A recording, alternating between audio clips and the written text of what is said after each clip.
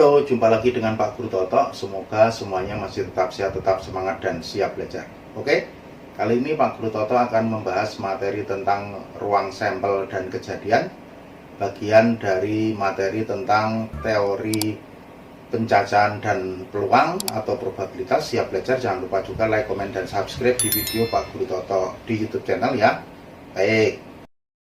Oke, sekarang kita mulai dengan pendahuluan ya. Kita lihat ini.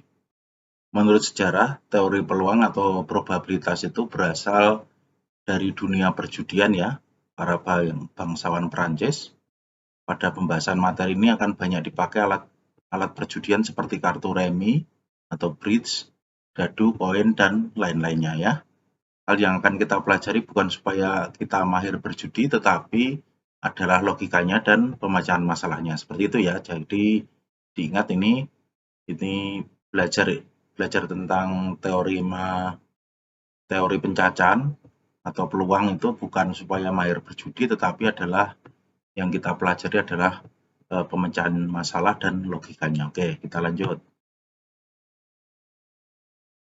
Kita mulai dengan ruang sampel dan kejadian ya.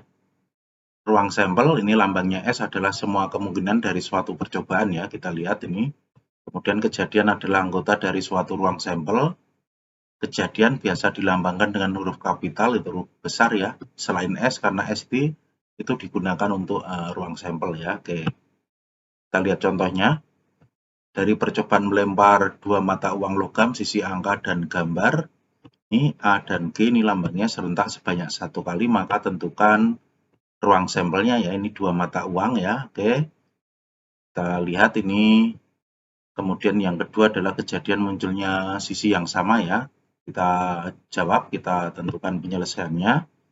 Ini dua mata uang dilempar, pertama kali itu adalah yang muncul adalah angka-angka. Ini mata uang pertama, ini mata uang logam yang kedua, kemudian angka gambar ya, kemudian gambar angka, yang terakhir adalah gambar-gambar. Ini ruang sampelnya itu ini, ada 4 ya. Oke, maka kalau ditanya banyaknya ruang sampel, maka NS-nya itu 4 ya. Oke, kemudian kejadian munculnya sisi yang sama itu berarti ini AA dan GG ya. Ini misalnya kejadian A ini dilambangkan dengan huruf besar, huruf kapital, maka kejadiannya itu anggotanya adalah AA dan GG, maka NA sama dengan 2. Jadi seperti ini. Paham? Bisa dimengerti ya? Oke. Nah, sekarang kita lanjut ke contoh yang kedua. Dari percobaan melempar 3 mata uang logam, sisi angka dan gambar, serentak sebanyak 1 kali, maka tentukan ini 3 mata uang logam sekarang ya. Oke, ruang sampelnya, kemudian kejadian munculnya satu sisi angka ya. Kita lihat ruang sampelnya apa saja ini. Pertama kali adalah AAA, ini angka semua, ketiga mata uangnya ya. Kemudian ini AAG, ini mata uang ketiganya gambar. Kemudian AGA, kemudian GAA, kemudian AGG, GAG, kemudian GGA, yang terakhir adalah GGG, ini gambar semua. Berarti semuanya ada berapa ini? 1, 2, 3, 4, 5, 6, 7, 8, berarti anggotanya NS-nya itu ada 8 ya. Kemudian kejadian munculnya sisi angka, misalnya kita beri nama kejadian B, satu sisi angka itu ini ya. Satu sisi angka itu ini A, GG, GAG, GGA menjadi seperti ini, maka banyaknya anggota kejadian B itu ada 3. Paham ya? Bisa dimengerti ya? Oke. Sekarang kita lanjut ke contoh yang ketiga. Dari percobaan melempar 2 dadu serentak sebanyak 1 kali ya, 2 dadu ya.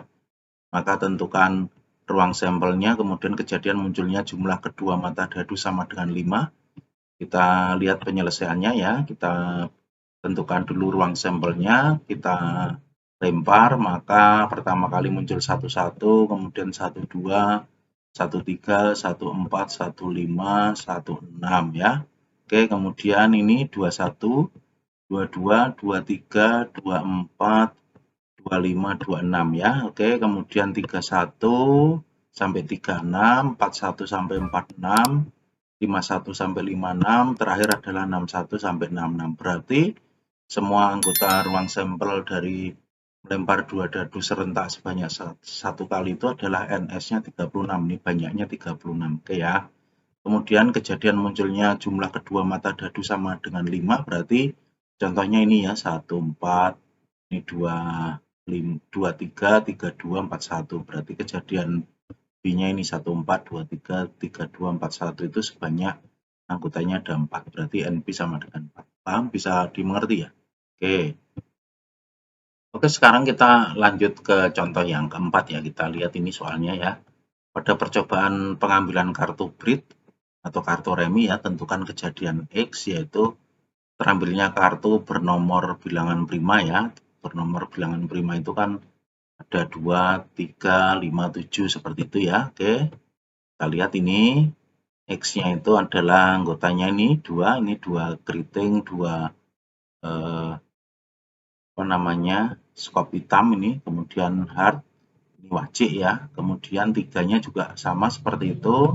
Kemudian 5-nya juga ada 4, kemudian 7-nya juga ada 4 ya, seperti ini. Oke. 9 bukan ya, bukan bilangan prima, kemudian 11 tidak ada ya, ingat ya kartu BRID itu. Oke, berarti ini kejadiannya ini sebanyak berapa ini? 1, 2, 3, 4, ini 1, 2, 3, 4, berarti NX-nya, anggota kejadian X-nya itu ada 16. Paham? Bisa dimengerti ya? Oke. Itu saja yang bisa Pak Guru Toto jelaskan pada pertemuan kali ini. Semoga menjadi jelas dan juga bermanfaat. Jangan lupa juga like, komen, dan subscribe di video Pak Guru Toto di YouTube channel. Sampai ketemu lagi di video Pak Guru Toto berikutnya. Oke, thank you.